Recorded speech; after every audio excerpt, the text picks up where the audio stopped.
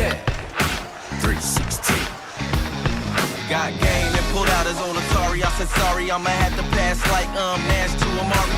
Tiger up early on a Sunday, sinking birdies while the pigskin spinning through the air, tight and birdie. It's a TD, it's a TKO, a home run, it's a hat trick. Ain't no way to be an all-star without practice. So if you down to sacrifice your life for a draft pick, it's a pretty sweet position you can live in if you have some things in the air. If you got game, wave like you just don't care. If you got game, playing like you got no fit, and you got game. If you came in the way, you got game.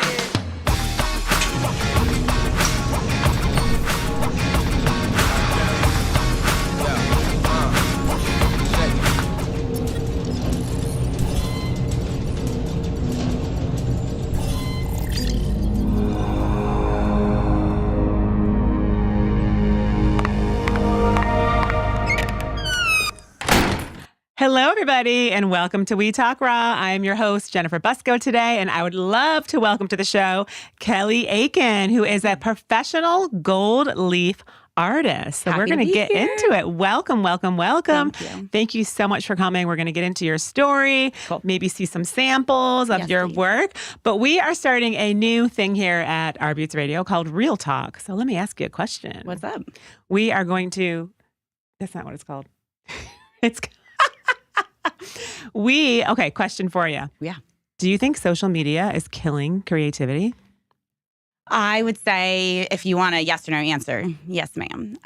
There has been so many times in my creative process where I now have to stop and get a form of technology involved. Ooh. And it really kills the creative process. Give us an example. I mean, just painting, and then all of a sudden you have to grab my cell phone and make sure it's recording behind me. And then I paint like a freaking slob. I'm not someone in my studio who's worried about me, myself, and I'm worried about my emotions going into my art. And that is completely cut off by the fact that now I have to go put on real clothes and look presentable for people online. And then also, because I am an aesthetic pleasing person, it's not just put on a pair of jeans and go paint. It becomes a whole to-do. And then I don't even have time to do my real creative process. So it's just so distracting. And again, that was even just on the superficial level. It goes so much deeper than that. But in general, yeah. So as an artist, you feel like you have to put that stuff on social media, which breaks the flow of like the creative process. And it stinks because I know there are a ton of people out there who do appreciate seeing an artist live in action still. And I do know that it's really cool to have that doorway into an artist studio and kind of see that sneak peek live all the time. Absolutely. But I don't think that art's supposed to be that way all the time for the artist. It's so emotional for me, and I'm sometimes at my intimate and at my lowest lows. And opening that door for everyone to see has almost made it a little bit harder on my mental health. I will say, from watching like the Taylor Swift documentaries, that's what I love, is when they do go behind the scenes or when she's like writing. So, but yeah, there's sort of an invasion there in a way. Yeah, and some people they just weren't ready for that step. They had the ability to just post a photo and say, hey, I'm working on this painting. Here it is. Without them being in it. But now everyone wants to know who the artist is. And that's great. I love that for every artist out there. We all have our stories. But it's almost a little bit too, like, where's that line? Where's that, personal, okay, no more coming into the, doorway anymore, because I have to actually create something meaningful. And it can't just be based off everyone's input. It becomes too much input, like, from that social media. Do you feel like you wouldn't be as successful if you didn't have social media? Of course or you not. sort of have to, right? Yeah, at this day and age. But I won't lie, my best marketing has been in-person classes here in Charlotte and getting myself out there. And even on my lowest days, I show up to those classes and teach people in person. And sometimes they catch the bug. It becomes their favorite new thing to do. But sometimes they actually end up appreciating how hard it is to create. Ooh. And then they end up being your, best followers and collectors, because they're like, wow, I see the emotion going into it, and it was a lot harder than I thought to push around these colors and make something that looks good on your wall. You could always record yourself and be like, this is why I'm charging you this amount of money, because this is how much work goes into my work. Yeah, and so there are so many creative people who have tapped into being able to be behind a camera and be okay. Personally, me being behind a camera actually made my OCD a little bit worse. because it's OCD dermatillomania. So if I have to put on this face and all this makeup on all the time, it distracts me from actually not touching my face to do art. It is like a whole circle of shoot. Now I have to get dressed and get ready. Oh, wait, that triggers my OCD when I should be going to paint, which doesn't trigger my OCD. Oh, wow. And that's probably why you're doing it. Well, let's get to it. Right, Thank you girl? so much. You're welcome. That was very informative. So let's get to how you got into art, your story. Tell us. Sure. So I went to school for architecture design. I really wanted that good, solid 9 to 5, well, more like an 8 to 8, that would bring in an income. I was very fortunate, though, to move to Boston, and my husband played in the NFL. He's retired now. But it gave me the ability to quit that 9 to 5. I actually experienced the Boston Marathon bombings. And after that, I really had a kind of life wake-up call. Like, trauma. do I want to sit in an office? And also, I was having my OCD issues. I was actually picking at my skin on my arms. And so my husband was like, you need something to keep you busy with your hands. Art always makes you happy. And so he said, I will support you. And so I was able to go work at one of those paint and drink studios. So one of my best favorite jobs ever, meeting so many people in Boston and also having my own separate art life, separate from football life. That was really healthy for me. I still have those Boston friends online to this day. They're also creatives and artists themselves. So some of my best online art friends, used to work with me at these paint and drink studios, which is all kind of where we start a little bit. And then from there, moving to Charlotte, once my husband retired, I said, I want to make a website. I want to make an LLC. I want to be bigger than just these paint and drink studios. So love it. It has grown. So do you think the trauma from the Boston City bombings made you get the OCD and all that stuff? Like those Yeah, it symptoms? definitely made a lot of symptoms spark back. Like I said, when I was at a desk job, I wasn't in front of a mirror. So it was me just subconsciously at my arms. Now it's my biggest struggle is I do work from home and art life can be a little lonely. So I have to make sure, get out of the freaking bathroom. Again, the OCD is dermatillomania. So it's just like That's what it's called? Yeah, skin picking disorder. So I would take something that was just a red, tiny little speck and I can turn it into something crazy. Did you go to therapy or anything? Like, did you recognize, oh my gosh, this is what's causing, talk the therapy trauma? helps. Yeah. But art therapy has really been the best. Yeah. I think everyone has their own ways of I always healing. tell my Music can collectors, heal. and I tell my collectors, you are helping me mentally so much. You have no idea. So. Wow. And tell us about your daughter. My daughter's Copeley. So my business is Copeley Designs. Basically, I was pregnant and I was trying to think of the business name and thought, you know what, we're just going to keep it my kid's name. And so I always say that my first daughter is my best work of art. Aww. And then the business is my next baby. So when did you realize, oh my gosh, I'm actually good at this? When did that happen? Oh my gosh, that is a great question, but I really have to go back to a college moment that I had. At the architecture design school, I took a class called Painting in Public Places. And so we were allowed to go anywhere on campus and take a canvas, and we were supposed to just have the elements around us help us out. Well, I literally used the elements. I used leaves and pine needles and dirt. And I made so many iterations of these pieces of work with, natural elements. I called them organic pieces, 1, 2, 3, 4, 5. And I donated one. Of course, now I'm like, shit, I shouldn't have donated that. But I donated one to an art auction that was held by the college at the architecture school and with the art museum of the school. And 2 professors started a bidding war over one of my pieces. Ooh. And I was like, I think that was my oh shit moment. I might be kind of good at art. Even though it was abstract mess of leaves and dirt, like 2 professors that I looked up and respected were That's amazing. wanting their, my work in their home. So do you have one piece that you created that would change your career further down the line? Oh my gosh, yeah. In COVID 2020, I painted How was that for you, business-wise? Did you get busier because people are wanting... It was a very big inside? mix. I had a hard time because I couldn't ship anything for a little bit. We didn't know how to leave the house and do post office kind of things. So a lot of my little stuff stopped shipping, but then I did still get work after this one particular thing I did. I basically painted my wall in my own house with my daughter. and it went viral online. And it was What was it? A abstract gilded gold leaf wall. Oh my gosh. And it was in a bathroom. And after that, I just started getting wall requests. So that was actually, COVID was the year I was going into people's homes with a mask on, just in my own little room, because no one needs to be in there with me. So I was when kind you're of stuck isolated. home, you probably look around, you're like, oh, I could do this. She paint, People are just in their homes. People just were like, as long as you're not, sick, come on over. Wow. And I would just put the mask on and be all over the walls. So I did a lot of walls in 2020, 2021 when that was happening due to the nature. And I won't lie, I did a lot of walls in my own home. I am now 9 walls. Oh my gosh. That's amazing. Are they all on your social media? You can follow you and check them out. Yep. So you expanded into murals in 2021, right?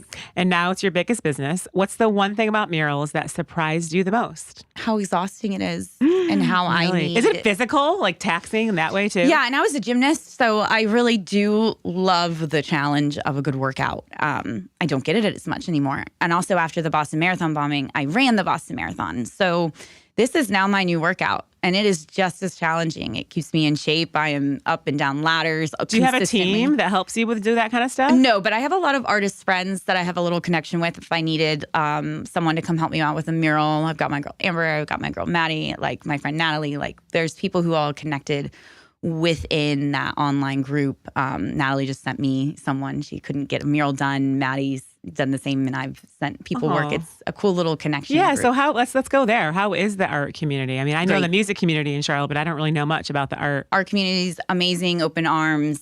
Charlotte is creative, is good at inviting all of us to little coffee events, and they have workshops. And if you want to get involved, you can. I might be more on the outskirts, just being the person who lives probably a little farther away. It's harder. I'm in South Carolina, actually. Oh, you are? Oh, yeah, well, thank you for coming to the RV studio. You're welcome. And it's only 25 minutes if you that's think not about bad. it. If I'm the like right timing. right over at the right timing. Then it's an hour on another day. Now, if you ask me to go to Camp North End, which is where like most of my classes are, I love going up there. I love it I there. love it, but I gotta prep. So is an hour. it? How is the competition part not really a thing because you all have your own styles? Yes. In the sense of And we other know when- artists, like yeah. you're more collaborating versus competing because Exactly. you all have your own unique styles. Yeah, and we know who to reach out to. Like, my friend Amber did get something more with the gold leaf style, but she goes, just jump on this project with me. Like, I'm not gonna, and I was like, I'm not gonna take work from you, but she knew it was my style, so she's like, come and join me. So we just did that one Quick together. question for you: how does one become a professional gold leaf artist? One starts by literally experimenting on a canvas because a client's like, hey, I love the gold in this work, but I want it to pop more. So I did a little research, and I'm a self-taught gilded professional. But from here, I've taught myself how to gild on glass as well, which is a very traditional style of gilding. What does gild mean for any of the viewers that don't know, and me? It's basically just adding a metal leafing, which you can see how fine this stuff is. It's very, and this is the kind of cheaper fake stuff. Real gold, it's like butter. It's like straight butter. And gilding is just the application of it, sticking to the surface, the metal onto a surface. Interesting. Yeah, specifically metal. So you don't paint the gold leaves. You do that, and then you can do stuff around it if you so want. we'll do a little lesson later, this little talk. But yeah, you'll get to learn the gilding process. So, Ooh. yeah. That's amazing. So your daughter inspired your name, right? Yes. Copeley Designs. And some of the art for sure. So what did a baby teach you about art that architecture Oh, B type school B. could not, and art? B type B, not A. Oh. My gosh. That's why I don't think I could continue in architecture, because I was so full of creative juices. But then my professors also were at UVA. They were like, turn this building upside down. But then you get to the real world and they're like, nope, that won't stand up. And also there's rules, regs, and laws in every city. Like if there's a building that's supposed to be the monumental structure of that city, you're not supposed to build over that height.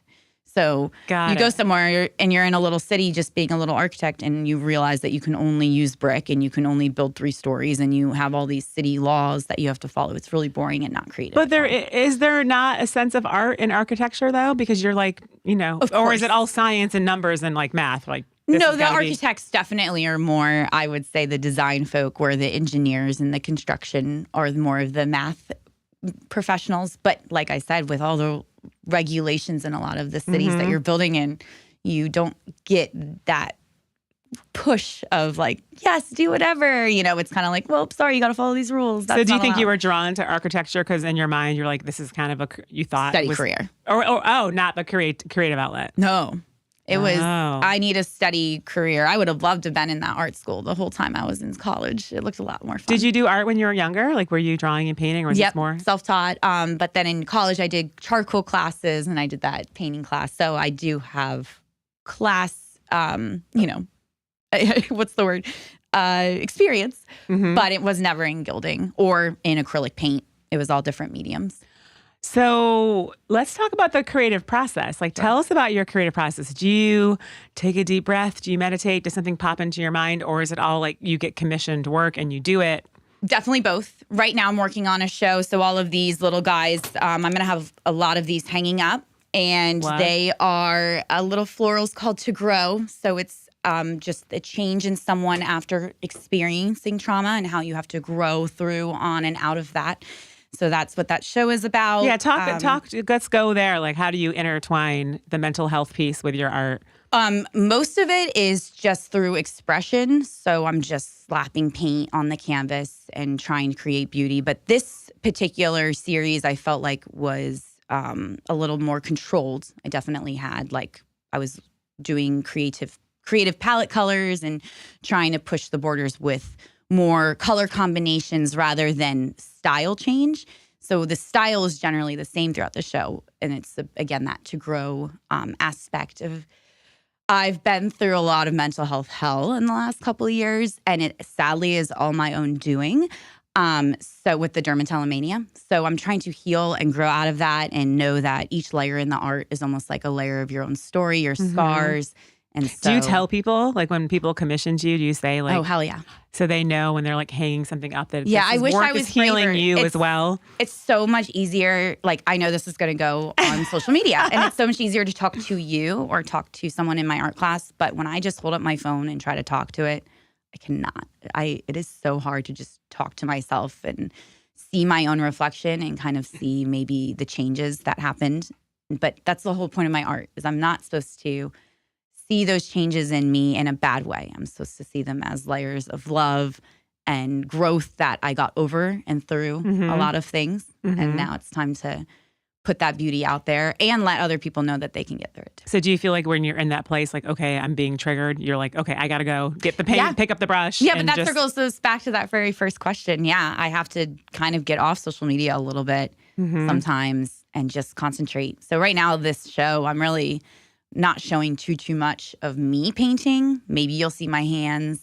Maybe you'll see like a time lapse, but it's mostly focused on the art, not worrying about me. That way I can get my but there's shit done. probably a creative way to do that. Yeah. You know, if you don't feel comfortable or, you know, I really it breaks your can flow, that you can still do. show process. Yeah. And that's what I'm trying to also teach myself. It doesn't have to be me in the shot. So how, like, can you explain to us how this has healed you? Like, how has this healed, you know, the relationship to yourself? How has it healed you? Like, do you feel calmer after you are painting? It's funny. I'm a successful, driven person. I don't know if it just being, I was a hard worker growing up. I wouldn't say I was like crazy organized or the smartest. I really had to try to get the grades that I did and get to where I did. Like hella, a little too hard, I'd try. So I think now, like, art comes easy to me. And it feels good. It's a little bit of a relief. But then I see the beauty that came out of it, and it feels like I get back to that success I used to feel when I worked really, really hard. It's kind of nice to finally find something that's coming a little bit easier. Yeah. Just because all that stuff growing up, I mean, English, math, all of that was tough as shit. You know, I feel for my daughter when she comes home, and I'm like, crap, I have to know math again. I know, You're right? bringing me home homework. Oh my gosh. But we get through it. But it's nice to feel that success moment, you know, that the client is happy with what I did. The mural is looking successful with all the furniture in it, and the designer's happy. And, you know, or even just me and myself, you know, that art piece, it isn't looking like an ugly teenager phase anymore. It actually finally is done, even though it took 6 months to get it out of my studio. So, yeah. So do you have like an opening sort of ritual that you do in the sense of when you get ready? Like, do you meditate? Do you take a deep breath? And the second part of that question is, do you feel like you channel I take a the bath. creativity, like the artwork? Do you feel like it moves through you, or do you like use your logic or your mind, or? So I take bath. Take a bath. Take bath. I take a bath. I take a bath. That's been a new thing because I am trying to also teach myself how to not look in a mirror and pick my skin, because of course it's only a facial thing at this moment. So if I'm not in the mirror, where else in the bathroom can I be helping my body in a healthy way? So detox baths right now, I'm like all into the Epsom like salt, it clears your energy and stuff. lavender, tea tree. Yeah, it's been great. So I do that, and usually, again, I'm trying not to do the whole makeup studio thing right now. So I'm usually throwing on a pair of sweats after. At least I'm clean, good to go. And then my studio also has to be clean. My husband tells me sometimes it takes a whole day for me to just do the prep before I actually get in and paint, because my studio is such a mess. Is it an actual, like, do you have like a shed or a room, or how? It's a room in my house, yes. And it is covered in paint. Like no like rules. if you go to sell the house, you're going to have to do some stuff. We're going to have to redo all of the floors. But hey, I always tell my husband that we had dogs first. They ruined the floor first. So he would say, I beg to differ. But I got paint all over the floors, all over the walls, like dripping down. So it's going to be a whole to-do when we have to maybe, renovate or fix that up. That's okay. I got into the process, but I will say after every session, gold leaf is everywhere. Paint is everywhere. And I don't necessarily want that on the next piece of art. I mean, even this long ass hair is everywhere. So I have to make sure I sweep up, clean up. But again, my husband always is like, sometimes that's a whole day of like prep for you to just be ready to then go in and be fresh to paint. Because if I walk in and it's a shit show, sometimes I turn right around and I'm like, see ya. Well, it's like you can't be present. And that's my question. Do you feel like you have to be really present to be in that zone? Well, I've definitely painted in literally, I'm the person in the center surrounded by like trash almost in a sense, because the creative flow is flowing and I can't mess that up. Yeah. But when I am starting a new piece, it can't be that way. It really has to be, is it going to be painted on the wall? Do I have floor space to lay it down? Do I want to switch to my easel? I need all of those places free. Do you ever get like intuitive downloads? Like, oh, you wake up at 4 a.m, like, oh, this would be a great idea. 1,000%. To paint. I'm also on Pinterest a ton. It is a great inspo spot if I can't get out in my own day-to-day. But I love taking my own inspo pictures. Like the sky here is awesome. We've got a kick-ass sunrise, sunset. Like the Carolina? Yeah, Carolinas in general. And that was a huge change when I moved from the north to here. I felt like it was just an impressive sky. So even from the grass on the ground to my daughter's outfit to the mood of the day, those things also inspire me. But yes, the 4 a.m. wake ups are my Pinterest. Does the art spill over into anything else, like into your fashion or how you like, put your kitchen together, like where you put things? So my kitchen has a mural with gold on it. My daughter's shoes at the first day of school were painted in gilded gold. Oh, that's so cute. If I have a mirror at my house and it doesn't have a frame around it, I probably have added a gold leaf sort of frame around it. So yes, it trickles into my daily routine. It's like your spirit animal, the gold leaf. Exactly, yes. And I love that people online send me anything they see gold leaf. They're like, this reminded me of you. And I'm like, yes. And I love following new creators who are also into the gilding process. It's been around for out time, like farther back than like I can ancient? even. Yes, like where did it start? Yes, like oh my in gosh. A tribe or like a Native American thing, or that is an honest to God great question. I would say Mesopotamia, ChatGPT. This is definitely do not quote me, anyone in the skies of the internet. Like it's definitely clearly Egyptian. Mesopotamia, maybe. I feel like they had artifacts of that. I'm sure they found gold in the ground and were able to hammer it down in that. Yeah, that's where I'm going. Leafing. It's almost like a way to feel grounded, but in a beautiful way. Because a leaf tree, right? It's sort of grounding and anchoring, but there's like that beauty to it. And everyone's into the whole golden year drinks and golden year skincare. It's I love gold. Another luxury feel. I'm a gold person more than silver. Yeah, and I love that leafing has the ability to look luxurious, but it doesn't break the bank when you're not using 24 karat gold. And they make pretty good quality. In a perfect leafing. world, you would use 24 karat gold. Oh my gosh. Yeah, because then everything would last forever and it wouldn't tarnish. Oh. So, but for gilding for so many years and me having so many murals on all my walls and sending art out into the abyss, I really have only had issue with people saying it tarnished if they've had it in a hot, humid room. Like a bathroom or something? Where the shower is freaking running. We're not even talking a half bath. We're talking like shower all the time. temps or, yeah, bad So when was the circulation. first time you were like, this is really cool? Was it when you did your bathroom wall? Was that your first time you worked with the golden? No. leaf? The first time I worked with it was on canvas for a client who was in Texas, and I used gold paint, and they were like, no, I want it better and bigger and cooler. And so I taught myself leafing, and that was actually up when I still lived in Boston. And then when I came to Charlotte, I just continued to put it into all my pieces. It just kind of became my thing. That's cool that you have that niche. Yeah. But you can break away from that as well. Oh, speaking of, show us what you have here. There's no, right? So you do other things, right? We don't want to pigeonhole you. Back to my architecture roots. Oh, I love it. You always Charlotte. have a good skyline. Charlotte, in the North mix. Carolina, everybody. And this is a class if anyone wants to come learn. I love the pinks. Yep. And again, this is that To Grow series. So this will be at a brewery, a more artiste brewery. There will be a bunch of these in this style. Cool. And then if you want to dive deep, I've got a couple classes coming up. So this is gilding gold on glass. Got it. So it's reverse gilding, actually, if I was to take it So that's out. on top of the glass? Or it's Yeah, I'm going to show you. If I was to take this out of the frame, let's just do it. Why not, right? Yeah, well, YOLO. Let's not break stuff, right? Mm-mm. So it's on the glass. That's really cool. And then you see the reverse is a mess. Like Whoa. you layer it on in the proper way so it looks right when you turn it around. So, and you can put any color in the background. And, Do you ever go to like Home Goods and see gilding, or is it like a more of a specialty kind of thing? Like you can't just like buy something at like World Market with gilding? No, they definitely do really? mass production of gold leaf. Not that we're telling people to do that, but I'm just curious on how mainstream. I can tell a funny story about that. Please though. do, and then we'll if you can do it in under 2 minutes. Yeah, we can make it simple. Basically, a company picked up my art to mass produce and put gold leaf on it. And let's just say they put the gold leaf in all the wrong places. And it was clearly done just by a third-party vendor carelessly.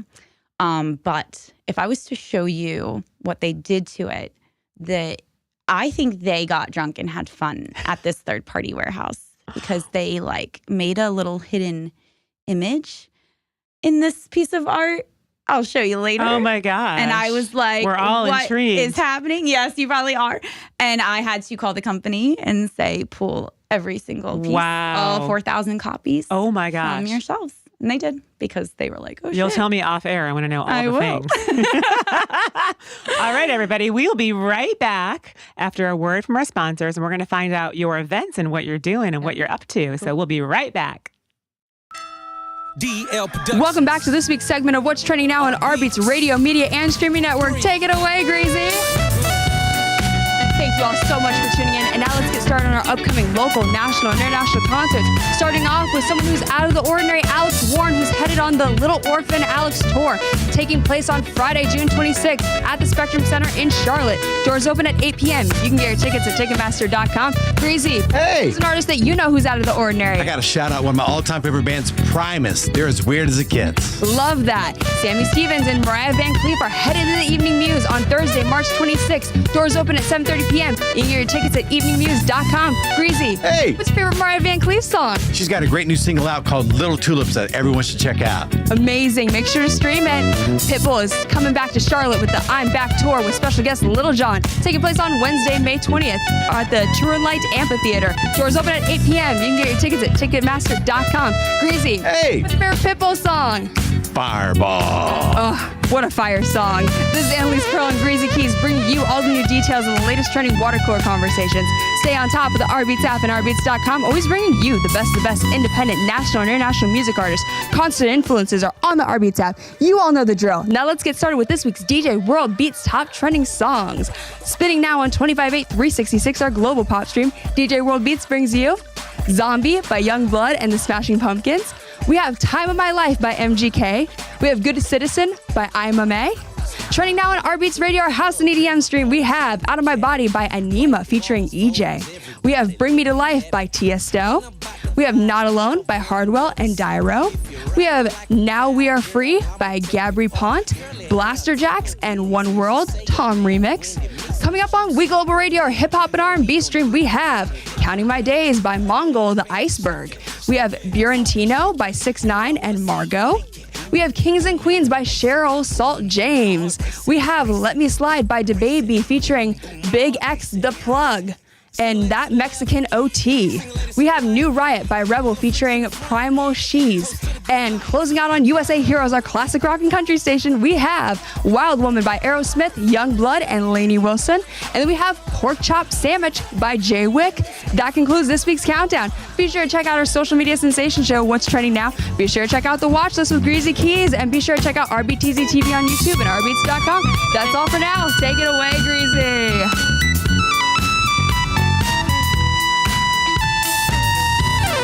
Thank you all for watching. Welcome back, everybody, to We Talk Raw. So, Kelly, you just shared an interesting story with us. Yes, I did. Was there a positive spin to that? Did you learn anything from that? Yes. So after having an experience with a company gilding my own art, I decided that, I'm not going to go that route anymore, have a third party do the gilding aspect. I would be the person who did the own gilding on my own prints. But I did have an awesome opportunity. It was actually the same piece of art. And thank goodness it got pulled from shelves with the other company because the same piece of art ended up being picked up by West Elm. They did not touch any of the gold and ended up being a fabulous little collaboration with us. And I was in the magazine and my art was hanging in some stores locally. Cool. So. How big was it? Was it like... Yeah. I want to say you could get options on your print sizes, but the piece in the store was, I want to say, like a 20 by 24 or 18 by whatever the size would be, I guess, 18 by 12 or something. Whatever they had. Amazing. Yeah, it was cool. Congrats. Yeah. Well, that's a positive spin. Yes. And an interesting story. Thank goodness. Yes. So where do you see yourself going with this? Do you have any goals or... Oh my gosh. Do you think really big sometimes? Like what I could do with my work? I think big all the time. An installation of people literally walking into just a world of gold and paintbrushes and large, giant abstract murals. Like I want you to walk into a tunnel of it. It would be so cool to create some sort of... How would that happen? You have to collaborate with somebody or something? I'm sure, and have a great installation budget of thousands and thousands of dollars. But for now, the walls are definitely giving me that size that I want and need. I won't lie, though, those people out there doing those outdoor murals, I've tackled maybe one or two, and they are not for me. So, like the ones that are on like the buildings in uptown. Yes. Yeah. And again, I am about to go back.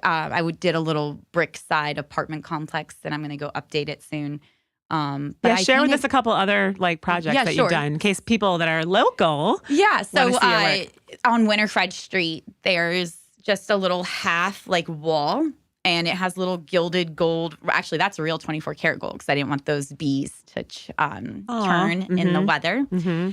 So it's 24 karat gold little. Actually, they're hornets for Charlotte. Aw. And it's just an abstract like color block curbside. But they just asked me, hey, can you come touch this up because it's outdoors? And I painted it August in Charlotte, and the paint was like not even curing properly. Because it was so hot. To the brick, yeah. So of course I need to go and do some touch-ups. And I was like, perfect timing, get me now in March or April.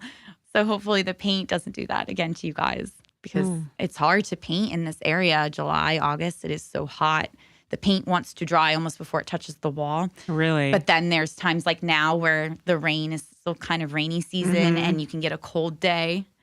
So you don't want to necessarily paint right now in February because it might not even dry properly before. Wow. Like you could paint the one day it's dry, but if it doesn't cure right and the weather's not the right temperature and it rains the next day. So what's the perfect temperature? Like 70 degrees? I want to say it has to be over 55 for most paints to cure properly onto the wall. But you have to think if that brick has absorbed a lot of the cold, it's going to be a different temp than outside. Right. It's crazy. So you do indoor. So you prefer like indoor. I prefer wall indoor murals. I'm not sweating. I have a bathroom. Oh yeah, indoor, please. And the gold leaf, it just is going to be a lot more successful there. I can use the faux gold like without it tarnishing with the weather elements. So can you gild on a brick? You can gild on anything. Girl. Really? Oh yeah. If you make the surface right, you really can make this stuff stick to anything. And then if you seal it properly, it can stay. Just like another layer. Another layer. I've tested it all. I love it. So tell us about your classes and what you do. And Sure. Yeah, do you want to play? Can we play? Okay, yeah. let's play. So hold on. Let me scoot up. Or So if you what I'm just- going if to it's do while easier for I'm you, talking. why don't you just do it since you're over there? You wanna just Oh do my it? gosh, no, please. I just want you to basically take this. This is the glue. It is adhesive for metal leaf adhesive. So it's not Metal? just like any old Elmer's glue. It's not Mod Podge glue. I always tell people in my classes, like, please don't use any other glue but this or I'll come find you. Ooh. So Can you get that at like Michael's or Yes. Hobby Lobby? Or something like Yeah, gilding glue. It can also be called adhesive sizing. So there's some names for it. But I'm just going to have you dip the paintbrush into this. You can take it on your side. Okay, yeah. And take this card and just write your name with the glue. It's going to be white. Ooh. Yeah, I don't care. No worries. Okay. Yep, just write your name with the glue, and then we're going to let it dry for a hot minute. Do you do any like calligraphy, like wedding invitations, like anything like that? I for used people? to. Actually, that's like where I that could be a started good in this business. area. That's so funny. But brides they're not hard to deal with. It was the coordination of the bride turnover for me, where I Bridezillas are like, we don't like this. no, calligraphy. and no, it wasn't that. It was I did rental signs. So I did calligraphy signs that were already made, and they had quotes on them, and some had gold on them, and so you could just rent them, Ooh. and which is fun. Actually, keep it on your I'll side. keep it on my side. Yeah, okay. let it dry for a minute. I'll take that though. Okay, thanks. And here, take this top. You So can talk close about it. your classes while we're doing this. Oh, no, Let it's us fine. know But what. the bride turnover, sorry, really quick, just to finish that thought. It Do was it. just the turnover between rentals. It was so hard for me to drive it this way and drive it that way for the brides. So it's fun. And I've done a few invitations for people where I've gilded gold on the invitations. But like I said, because That's I hand gorgeous. gold everything, got a little tedious. Yeah, if there's like 100 guests. Yeah, you're and I'm doing- sure I yeah. could have found a printer because they do well with like embossed gold. Into Well, and it. what do people do with invitations after the event? Throw it out, right? So it's like, yeah. So, and again, it's just a world that I realized I wanted to be with designers. I wanted to be doing bigger art. I didn't want a wedding every weekend in wedding season. My job now, I don't have to work on the weekends if I don't want to. Yeah. Weddings, you really have to make sure you're available for the bride if they need a delivery. So, mhm. yeah. So, yeah, tell us about your Classes. classes. Yeah. Okay, so what you're doing over there in your little corner while that's drying, this is what I teach in my classes. So I don't want to give away too much, but generally you use that perfect glue, and then I'm going to hand you a sheet of foil. This is just copper gilding foil, and so I'm just going to hand you a few sheets. Don't do anything with Do you it wanna- yet. You can just hold have that them up. over there. I just want to make sure the glue is dry. So basically the glue turns from white to clear, and that's when it's ready to actually use on your art. So some people want to apply the gold right away onto the wet glue, but it just doesn't want to work for you that way. Okay. So I always tell people just be patient. This is probably the hardest part of my job is waiting for paint to dry. Like, I literally It's watch like watching to paint dry. Yeah, it is like watching paint dry. Oh my gosh. No, it's really hard in my classes. People just want to jump on this part. It is the most exciting. But that's what you're here for, to learn the gold leaf. But you got to be a little patient for it to dry. So here's another class I've got. These little wooden bowls. You get 4 of them in my class. We call them little trinket bowls. You can put rings in them. We use resin too, and it's food grade. So if you want to make them little spice bowls, you can Ooh. for a little charcuterie board. But Cute. yeah, we're just gilding gold, paint. You can paint anything. These are just my flower bowls that I did, but you can do abstract. I saw someone do little cute fruit, like blueberry, coconut, Cute. kiwi, like themed. So do you do like Bowls. skill pop classes here in Yes. Charlotte or stuff like that? Yep. So that bowl class is skill pop. The gilding gold piece that was on the glass I held up earlier, skill pop. Skyline, skill pop. Love it. We have a regular abstract class actually for Valentine's Day. It was so much fun. I did a couples class where they had to push Ooh. the canvases together, and they did a pairing where they had to work together across 2 canvases. With like a similar Yeah, art, like yeah. So a they just similar picked theme. one big piece, yeah, and helped make it. And so I kept telling him like switch sides, so it's not all one person's, paint stroke on one. Right. And so you have to switch. So you have both Oh, that's person's really hand on cute. either side, and then they gilded gold. So one couple did like a heart that came together. One couple did like a whole landscape. It was cool. They stacked them on top. We got all into it. Wow. Reflective water, everything. Yeah. That's amazing. So how can people find you? So If they Copeley want to learn Designs- more, yeah, CopeleyDesigns.com or your social media. at Copeley Designs Art. Oh, okay. Yeah, so Great. pretty simple. I think on TikTok, that's where I've got actually most of my videos. I don't know what it is about that app for me. I feel like Instagram people kind of know me and they talk to me more, and I get more scared of people. Like I'm legit. On TikTok? No, Instagram. Oh, Instagram. I'm shy. It's like I felt like I had to build this. Because you have a good following too. Thank you. Yeah. I felt like I had to build this persona on Instagram, and so now I'm like almost afraid of posts like, oh, they won't like that. I'm boring them. Going like, back to the original question, is social media killing creativity? Right? But TikTok, I don't know what it is. It's like I feel like no one I know is over there, or it's only like my two or young friends. Kids. Yeah, I don't know what it is, and I don't feel like I'm selling to anyone over there. Where Instagram, it's my most buyers. So like if I'm posting it, I want it to sell. TikTok, I'm not really selling anything over there. I'm just posting. So you for do shits different and things giggles. on TikTok than you do on Instagram. I do different things. Oh, I'll have to follow you. I'm not dance. Well, actually, I do dance while I'm painting, but it's just I post more. Some of them trickle into Instagram, but it's just more of me. I'm not as scared over there. But guess what? I do have way more followers over there. On TikTok? I guess it works. Oh, it's sticking already. Yay. Okay, is it sticking to your piece? Cool. No, you're okay. So let it stick to your piece and swipe it with this brush. It should show your name. Your name should start to pop up.